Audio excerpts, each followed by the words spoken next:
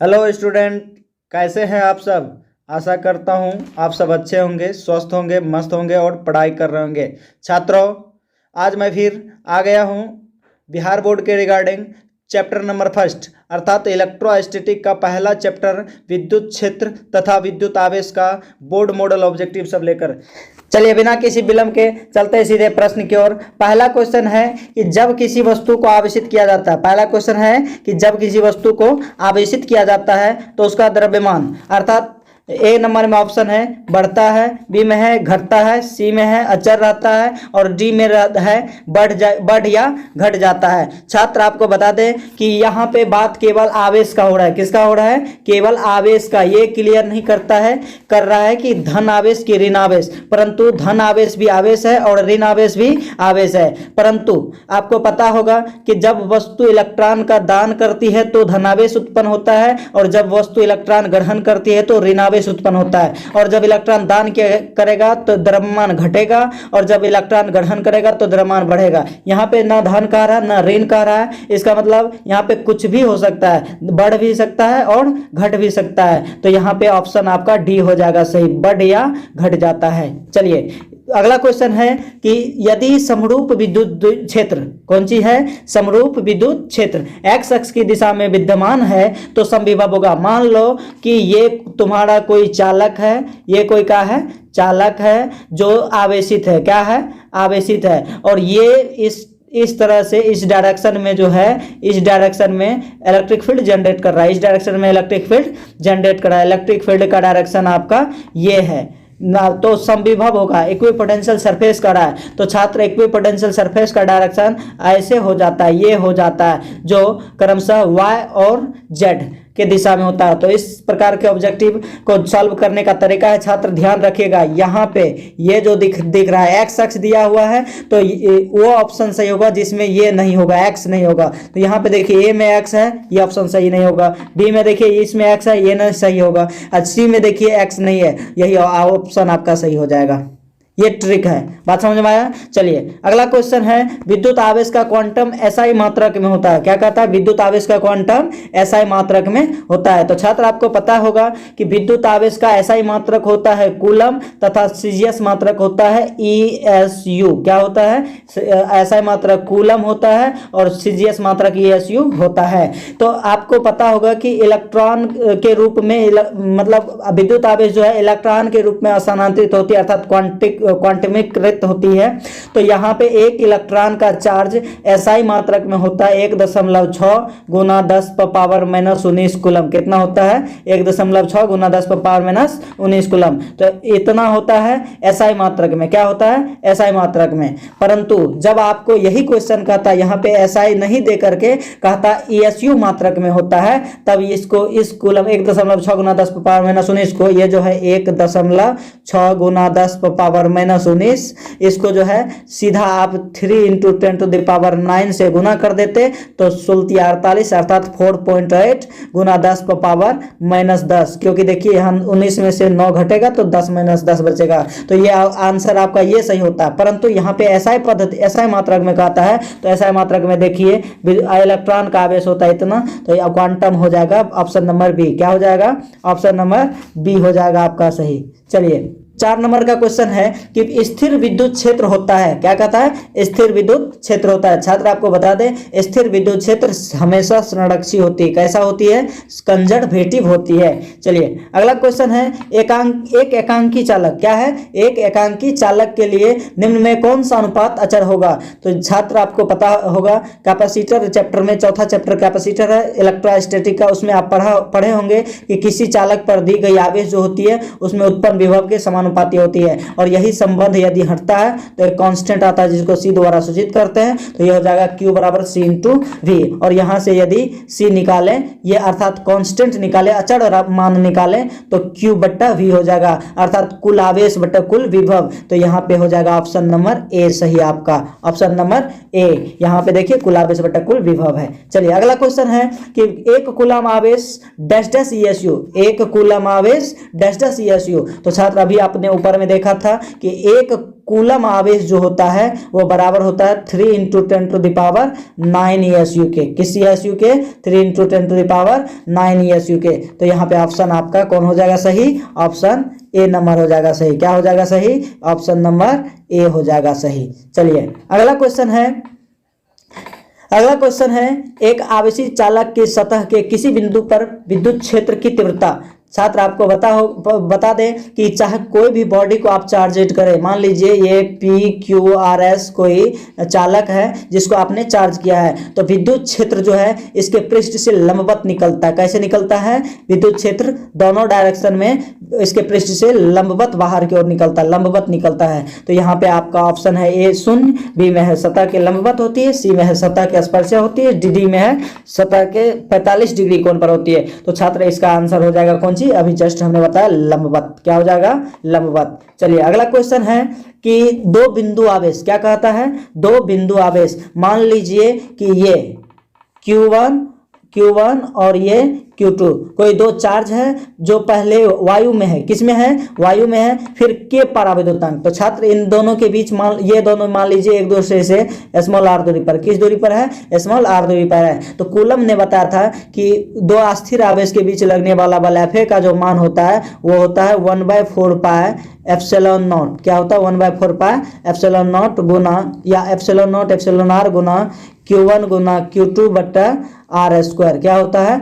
1/4 pi epsilon not Q1 Q2 बटा R square. तो यहाँ पे देखिए पहले वायु में, तो वायु के लिए जो है एप्सिलॉन r का वैल्यू 1 होता है। वायु के लिए एप्सिलॉन r का वैल्यू क्या होता है? 1 होता है। फिर कहता है के पराविद्युतांक, अर्थात कोई मान लीजिए FM other medium, force of other medium में इन दोनों आवेशों के बीच लगने वाला फोर्स जो है 1/4 पाई एप्सिलॉन नॉट हो जाएगा। गुना एप्सिलॉन r की जगह क्या कहता है? के, तो यहाँ पे के दे देना है। गुना Q1 गुना Q2 बटा R स्क्वायर दे देना है। अब यहाँ पे ध्यान से देखिए ये 4 पाई एप्सिलॉन नॉट कर जाएगा, Q1 Q2 कर जाएगा। फिर देखिए R स्क्वायर से कर जाएगा। तो बच गया आपको केवल यहाँ पे देखिए FA बटा FM बराबर बच गया, FA बटा FM बराबर बच गया 1/1 अब बट्टा में फिर 1 बटा के बच गया। तो इसको यदि पलटेंगे आप तो ये हो जाएगा यहाँ पे FA बट्टा FM बराबर क्या हो जाएगा? FA बट्टा FM बराबर K बट्टा 1। क्या हो जाएगा? K बट्टा 1। और इसी को यदि अनुपात में लिखेंगे तो ये हो जाएगा K अनुपात 1। क्या हो जाएगा? K अनुपात 1। तो आपका ऑप्शन नंबर बी हो जाएगा सही। क्या हो जाएगा सही? B number. चलिए अगला क्वेश्चन है कि किसी विद्युत रोधी माध्यम का पराविद्युतांक एप्सिलॉन r का मान हो सकता है। छात्र आपको बता दें कि विद्युत रोधी माध्यम जैसे कि वायु विद्युत रोधी माध्यम ही है जिसके लिए पराविद्युत स्थिरांक 1 होता है और इससे कम किसी के लिए होता ही नहीं। तो किसी के लिए होगा तो 1 से अधिक होगा। तो यहाँ पे ऑप्शन पर थोड़ा सा नजर डालिए। ए नंबर में है -1, बी में है 0, ये भी 1 से कम ही है, सी में है 0.5, ये भी 1 से कम है। तो ऑप्शन नंबर डी ही देखिए यही सही होगा, क्योंकि 1 नहीं है तो 1 से जो अधिक होगा, 2 होगा, 3 होगा, 4 होगा, 5 होगा, 7 होगा, जो होगा वही आंसर हो जाएगा। ठीक है, चलिए अगला क्वेश्चन है धातुओं का पराविद्युत तांक होता है। तो छात्र बता दें कि मेटल का पराविद्युतांक होता है इन्फिनाइट। कितना होता है? इन्फिनाइट। Option number D. चलिए अगला क्वेश्चन है कि यदि किसी खोखले गोलीय चालक को धनावेशित किया जाए, क्या कहता है? यदि किसी खोखले गोलीय चालक को धनावेशित किया जाए तो उसके भीतर का विभव, छात्र आपको बता दें कि जब धन आवेश से किसी गोले को आवेशित किया जाता है तो उसके भीतर का जो होता है विभव वो धनात्मक और यूनिफॉर्म होता है, धनात्मक और समरूप होता है। ऑप्शन नंबर बी हो जाएगा आपका सही। चलिए अगला क्वेश्चन है कि साबुन के एक बुलबुले को जब आवेशित किया जाता है तो उसकी त्रिज्या, छात्र आपको बता दें कि जब साबुन के एक बुलबुले को आवेशित किया जाता है तो उसकी त्रिज्या बढ़ती है। क्या होती है? बढ़ती है। ऑप्शन नंबर ए हो जाएगा आपका सही। 12 का ऑप्शन नंबर ए हो जाएगा आपका सही। चलिए अगला क्वेश्चन है विद्युत क्षेत्र में प्रवेश करने वाले एक इलेक्ट्रॉन का प्रारंभिक वेग विद्युत क्षेत्र से भिन्न है। विद्युत क्षेत्र से भिन्न है। विद्युत क्षेत्र में इलेक्ट्रॉन का पथ होगा, अर्थात मान लो कि ये कोई चालक है, ये कोई क्या है, चालक है, जो इस दिशा में मान लो विद्युत क्षेत्र उत्पन्न कर रहा है। कहता है इसमें प्रवेश करने वाले एक इलेक्ट्रॉन का प्रारंभिक वेग विद्युत क्षेत्र के भिन्न है, मतलब इलेक्ट्रॉन का प्रारंभिक वेग मान के चलो अलग है, भिन्न है। मान लो विद्युत क्षेत्र इधर जा रहा है, इलेक्ट्रॉन इधर जा रहा है, ठीक है। तो ये जो यहाँ से सीधा ऐसे मुड़ेगा, कैसे मुड़ेगा, परवलयाकार रूप से मुड़ेगा। बात समझ में आ गया, परवलयाकार रूप से मुड़ेगा, इस प्रकार से मुड़ेगा ऐसे, ये परवलयाकार। तो ऑप्शन हो जाएगा डी आपका सही। क्या हो जाएगा, डी, परवलयाकार। चलिए अगला क्वेश्चन है कि समरूप विद्युत क्षेत्र में एक इलेक्ट्रॉन व एक प्रोटॉन के स्थित है।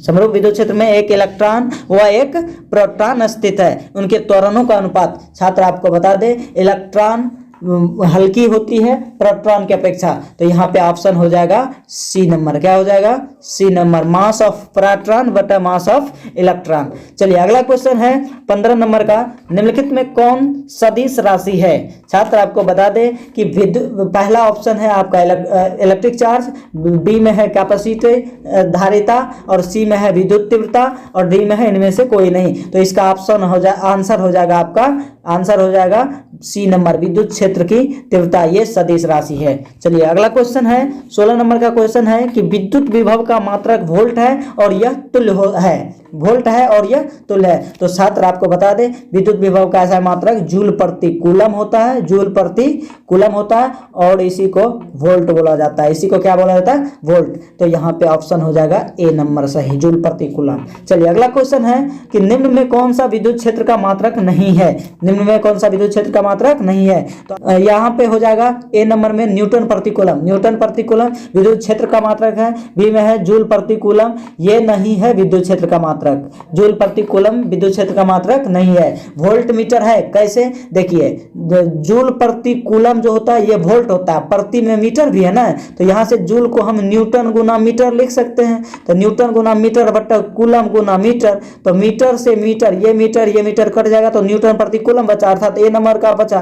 तो ये तो है, तो ये भी न्यूटन प्रति कूलम में है, ये भी न्यूटन प्रति कूलम में है, ये भी न्यूटन प्रति कूलम में। और सी नंबर में ये तो सेम कहानी है, यहाँ पे देखिए जूल प्रति कूलम मीटर, ये भी इसी को ना काटे थे अभी, तो वही न्यूटन प्रति कूलम आया, तो ये भी न्यूटन प्रति कूलम है। तो तीनों न्यूटन प्रति कूलम में है, लेकिन जूल को काटिए तो ये जो है विद्युत क्षेत्र का मात्रक नहीं होगा। चलिए क्वेश्चन है कि विद्युत आवेशों के बीच बल का नियम दिया जाता है निम्न नाम से।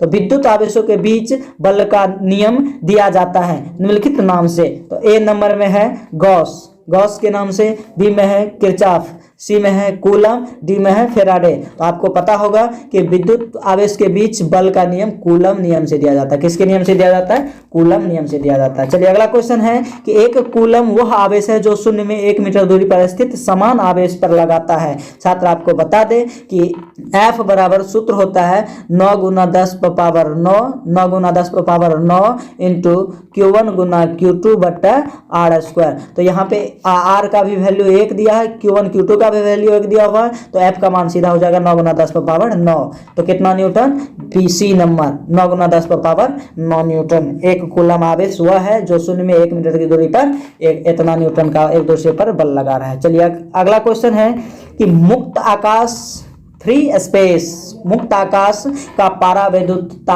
होती है। छात्र आपको बता दे मुक्त आकाश का पाराविद्युतता 8.85 × 10⁻−12 फैराडे मीटर इनवर्स होता है। क्या होता है, 8.85 × 10⁻−12 फैराडे मीटर। चलिए अगला क्वेश्चन है एक वस्तु पर एक कूलम का ऋण आवेश है, उस पर इलेक्ट्रॉन की संख्या समान अवस्था से। छात्र अभी आपको बताया था कि ऋण आवेश वस्तु जब इलेक्ट्रॉन ग्रहण करती है तब ही उसे ऋण आवेश माना जाता है। तो इतना तो क्लियर हो गया कि ऋण आवेश होगा तो इलेक्ट्रॉन अधिक होगी। अब कितना, तो इसके लिए जो है Q बराबर सूत्र होता है, Q बराबर होता है N × E, Q बराबर N × E। तो यहाँ पे Q का वैल्यू जो है 1 कूलम दिया है, बराबर में N निकाल लीजिए ई फॉर इलेक्ट्रॉन, इसका आवेश होता है 1.6 गुना 10 पर पावर माइनस 19 कूलम। कितना होता है? 1.6 गुना 10 पर पावर माइनस 19 कूलम। यहाँ से n निकालेंगे तो 1/1.6 गुना 10 पर पावर माइनस 19 कूलम। इसको डिवाइड कर लेंगे आप, आपका आंसर आ जाएगा 6.625। लेकिन ऋण आवेश है तो अधिक होगा, और ये नीचे से ऊपर जाएगा तो 10 पर पावर 18। तो ये आंसर हो जाएगा आपका डी नंबर। क्या हो जाएगा? D number.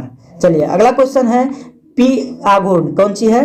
वेक्टर पी आघूर्ण वाला एक विद्युत ध्रुव क्षेत्र वेक्टर ई के साथ 90 डिग्री का कोण बनाता है, तब इस पर लगा बलाघूर्ण। छात्र आपको बता दें कि बलाघूर्ण का सूत्र होता है कि टॉ बराबर पी ई साइन थीटा। क्या होता है?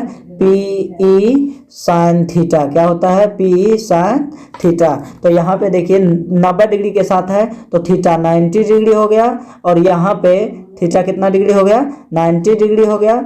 90 डिग्री हो गया तो टॉ का मान निकालेंगे तो पी ई साइन 90 डिग्री, और साइन 90 डिग्री का मान होता है 1। तो यहाँ पे ऑप्शन हो जाएगा इसका पीई, अर्थात ए नंबर। कौन नंबर? 22 का ए नंबर हो जाए। अगला क्वेश्चन है, विद्युतशीलता एप्सिलॉन नॉट का मात्रक होता है। क्या कहता है? विद्युतशीलता एप्सिलॉन नॉट का मात्रक होता है। तो वैसे तो एप्सिलॉन नॉट का मात्रक छात्र होता है कूलम स्क्वायर। क्या होता है? कूलम स्क्वायर प्रति newton metre square. Newton metre square आपने अभी ऊपर में देखा होगा कि कूलम स्क्वायर प्रति न्यूटन मीटर स्क्वायर, और इसी को कन्वर्ट करते हैं तो आता है फेराडे मीटर इनवर्स। क्या होता है? Farad metre inverse. तो ऑप्शन नंबर बी हो जाएगा सही। चलिए अगला क्वेश्चन है कि एक बिंदु आवेश, क्या है? एक बिंदु आवेश Q से स्मॉल r दूरी पर स्थित बिंदु पर विद्युत क्षेत्र की तीव्रता। तो छात्र आपको बता दें, जैसे मान लीजिए यहाँ पे कोई बिंदु आवेश कैपिटल Q है, यहाँ से स्मॉल r दूरी पर, या मान लीजिए P कोई बिंदु है, तो इसके कारण, इस आवेश के कारण इस बिंदु पर विद्युत तीव्रता होता है, इंटेंसिटी होता है E बराबर 1/4 pi epsilon naught. 1/4 pi epsilon naught गुना कैपिटल Q बटा R स्क्वायर। क्या होता है? 1/4 pi epsilon naught capital Q by R square. तो इसका ऑप्शन हो जाएगा आपका बी नंबर सही। क्या हो जाएगा सही? B number. Option number B हो जाएगा आपका सही। चलिए अगला क्वेश्चन है, वेक्टर ई क्या कौन सी है? ई वेक्टर तीव्रता के विद्युत क्षेत्र में वेक्टर पी द्विध्रुव आघूर्ण वाले विद्युत द्विध्रुव पर लगने वाला बल आघूर्ण। अभी हमने आपको बताया था कि बल आघूर्ण का सूत्र जो होता है छात्र, बल आघूर्ण का सूत्र तो बराबर होता है पी ई साइन थीटा। क्या होता है? P E sine theta. और इसको यदि आप वेक्टर फॉर्म में कन्वर्ट करेंगे तो वेक्टर फॉर्म में होता है वेक्टर पी टॉ बराबर vector P cross vector E. Sine theta जो है वो क्रॉस प्रोडक्ट को रिप्रेजेंट करता है, और कॉस थीटा जो है वो डॉट प्रोडक्ट को रिप्रेजेंट करता है। तो इसका आंसर हो जाएगा आपका वेक्टर पी क्रॉस ई, अर्थात ऑप्शन नंबर ए हो जाएगा आपका सही। 25 का ऑप्शन नंबर ए हो जाएगा आपका सही। चलिए अगला क्वेश्चन है कि किसी विद्युत द्विध्रुव के अक्ष से स्मॉल r दूरी पर, किसी विद्युत द्विध्रुव के अक्ष से स्मॉल r दूरी पर विद्युत क्षेत्र की तीव्रता। छात्र आपको बता दें कि विद्युत द्विध्रुव के अक्ष से r दूरी पर विद्युत क्षेत्र की तीव्रता जो होती है, अर्थात x अक्ष का बात कर रहा है, तो x अक्ष में विद्युत क्षेत्र की तीव्रता 1/4 pi epsilon naught, 1/4 pi epsilon naught गुना 2p बटा RQ होता है। 2p बटा RQ होता है। यहाँ पे ऑप्शन पर देखिए आप, तो ई है E directly proportional R square, B में है E directly proportional 1/r square, और सी में है E directly proportional R Q, और डी में है ई डायरेक्टली प्रोपोर्शनल 1/RQ। तो यहाँ पे देखिए RQ जो है लेकिन 1 के रूप में, अर्थात इसको कांस्टेंट माना गया है, तो इंटेंसिटी जो होगा वो डायरेक्टली प्रोपोर्शनल हो जाएगा 1/RQ के, और अर्थात ऑप्शन नंबर डी ही हो जाएगा आपका सही। ऑप्शन कौन सही हो जाएगा? डी नंबर हो जाएगा आपका सही। चलिए अगला क्वेश्चन है कि एक विद्युत द्विध्रुव कौन चीज है? इलेक्ट्रिक डायपोल है, जिसकी अक्षीय रेखा पर, अभी हमने देखा एक्स अक्ष पर, तो एक्स अक्ष पर विद्युत क्षेत्र की तीव्रता मान लो EX। क्या मान लो? EX, और EX बराबर होता है छात्र K इंटू 2P बटा RQ। K इंटू 2P बटा RQ। अरे अभी जो K का वैल्यू 1/4 पाई एप्सिलॉन नॉट लिखे थे, ये K का मान 1/4 पाई एप्सिलॉन नॉट होता है, और अक्षीय स्थिति में विद्युत क्षेत्र की तीव्रता E1 है, और उतनी ही दूरी पर अनुप्रस्थ मतलब y अक्ष को अनुप्रस्थ कहा जाता है। क्या कहा जाता है? y अक्ष को अनुप्रस्थ स्थिति कहा जाता है, उस पर विद्युत क्षेत्र की तीव्रता E2 है। तो छात्र आपको बता दें इंटेंसिटी y अक्ष पर डायपोल के होता है K into P by RQ। K into P by RQ। तो बताओ कि ऑप्शन अब देखो कि किस कंडीशन में दोनों बराबर होगा। अब यहाँ पे देखो k इंटू टू पी बार क्यू है, 2 लगा हुआ p में, इसमें p अकेले है, तो यदि आप EY को 2 से गुना कर दो तो ये दोनों बराबर हो जाएगा। ये EX और EY दोनों आपस में क्या हो जाएगा, बराबर हो जाएगा। तो इसका आंसर हो जाएगा E1, क्योंकि x अक्ष में 1 है तो E1, ये हो जाएगा E1 बराबर 2EY अर्थात E2, क्योंकि y अक्ष में तो 2 है, E2 है, तो यहाँ पे E1 बराबर 2E2, ये ऑप्शन हो जाएगा आपका ए नंबर सही। क्या हो जाएगा, ए नंबर ऑप्शन सही हो जाएगा। चलो अगला क्वेश्चन है, विद्युत तीव्रता का बीमा होता है, क्या कहता है, इलेक्ट्रिक फील्ड का बीमा होता है। तो छात्र आपको बता दे E बराबर होता है F/Q, E बराबर F/Q, और F का बीमीय सूत्र होता है MLT-2, MLT-2, और आवेश का होता है AT। अब देखो T पर पावर +1, A पर पावर +1, ये नीचे से ऊपर जाएगा तो माइनस हो जाएगा, तो -2 T पर -2 है, ये है, एक ही जाएगा तो जुड़ जाएगा, तो T पर पावर -3 हो जाएगा, तो ये हो जाएगा MLT पर पावर -3 और A पर पावर -1। ऑप्शन पर देखो कौन कौन है, MLT पर पावर -3, I पर पावर MLT पर पावर -2, MLT पर पावर -2, I पर पावर -1। बी में है MLT पर पावर -3, T पर पावर, सॉरी यहाँ पे T नहीं होगा, I होगा। क्या होगा छात्र, I होगा। आप चाहे तो इसको I बना सकते हैं, इसको I बना दीजिए, T को क्या बना दीजिए, I बना दीजिए, ये I -1 हो जाएगा, और आंसर जो होगा यही सही हो जाएगा, बी नंबर का आंसर सही हो जाएगा। MLT पर पावर -3, I पर पावर -1, अभी आपको निकाल के हमने दिखाया था। चलिए 29 नंबर का क्वेश्चन कहता है, एक पृथक्कृत चालक गोले को कुछ धनावेश दिया जाता है। क्या किया जाता है, एक पृथक्कृत चालक गोले को कुछ धनावेश दिया जाता है, इसका द्रव्यमान अभी हमने बताया था कि जब इलेक्ट्रॉन त्याग करेगी तो धनावेश होगा, और जब इलेक्ट्रॉन त्याग करेगी तो द्रव्यमान तो घटेगा नहीं। इलेक्ट्रॉन, चूंकि बॉडी इलेक्ट्रॉन दान कर रही है ना, तो स्वतः सी बात है कि इलेक्ट्रॉन निकलेगी तो अपना द्रव्यमान लेकर के निकलेगी, और जब इलेक्ट्रॉन का द्रव्यमान निकलेगा तो वस्तु का द्रव्यमान क्या होगा, घटेगा या बढ़ेगा, घटेगा। तो ये आंसर हो जाएगा आपका ए नंबर, क्योंकि यहाँ पे कहता है धनावेश दिया जाता है, मतलब धनावेश दिया जाता है, समझ लो कि उसका द्रव्यमान लिया जाता है। चलिए आंसर नंबर ए। अगला क्वेश्चन है, लास्ट क्वेश्चन है आज के क्लास का, कि यदि दो आवेशों के बीच की दूरी दुगुनी कर दी जाए, क्या कर दी जाए छात्र, दुगुनी कर दी जाए, तो उनके बीच लगने वाला बल हो जाता है। ट्रिक है कि F2 बराबर 1/n² into F1, 1/n² into F1, अर्थात जहाँ n जो है ये जो कहता दुगुनी या आधी, ये बैठाना है, तो दुगुना तो 2 बैठाइए, तो 2 का स्क्वायर 4 हुआ, और F1 जो है वो तो F1 है ही, पहले जो भी बल लगता होगा, तो यहाँ पे हो जाएगा 1/4 गुना, पहले बल का कितना गुना, 1/4 गुना, 4 गुना F1, तो ये आंसर हो जाएगा सी नंबर सही।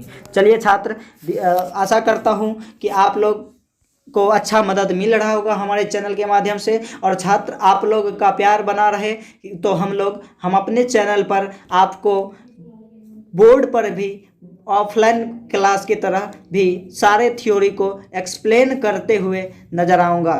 धन्यवाद। अपने दोस्तों के साथ शेयर करें, लाइक करें और कमेंट करें।